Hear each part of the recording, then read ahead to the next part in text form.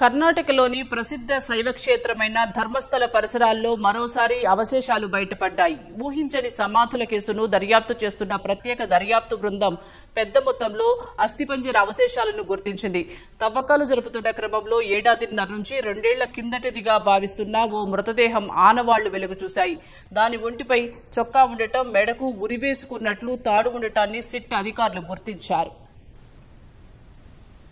కర్ణాటకలోని చారిత్రక ధర్మస్థల మరోసారి ఉలికిపాటుకు గురైంది. ధర్మస్థలలో ఊహించని సమాధుల కేసును దర్యాప్తు చేస్తున్న ప్రత్యేక దర్యాప్తు బృందం పెద్ద మొత్తంలో అస్థిపంజర అవశేషాలను గుర్తించింది. గుర్తు తెలియని ఫిర్యాదుదారుడు సూచించిన కొత్త స్థలంలో వీటిని గుర్తించినట్లు అధికారులు తెలిపారు. డీజీపీ ప్రణబ్ మోహంతి పర్యవేక్షణలో ఎస్ఐటీ అధికారులు 11వ స్థలంలో తవ్వకాలను ఆపివేసి బంగ్లెగుడ్డే అనే కొత్త ప్రదేశంలో తవ్వకాలు జరిపారు. ఈ కొత్త స్థలం సుమారు 100 అడుగుల ఎత్తులో ఉంది. తవ్వకాలు జరుపుతున్న క్రమంలో ఏడాదిన్నర నుంచి 2 ఏళ్ల కిందటిదిగా భావిస్తున్న ఓ మృతదేహం ఆనవాళ్లు వెలుగు చూశాయి. దాని ఒంటిపై చొక్కా ఉండడం, మెడకు ఉరివేసుకున్నట్లు తాడు ఉండడాన్ని సిట్ అధికారులు గుర్తించారు. కొత్తగా లభించిన అస్థిపంజరానికి సంబంధించి నిజానిజాలు వెలుగులోకి తెచ్చేందుకు పూర్తి స్థాయిలో దర్యాప్తు చేస్తామని అధికారులు తెలిపారు. తన కక్షిదారు చూపించిన ప్రదేశాల్లో గ్రౌండ్ పెనిట్రేటింగ్ రాడార్ ను ఉపయోగించాలని నిందితుడి తరపు న్యాయవాది కోరారు. దీనిపై త్వరలోనే నిర్ణయం తీసుకుంటామని సిట్ అధికారులు వెల్లడించారు.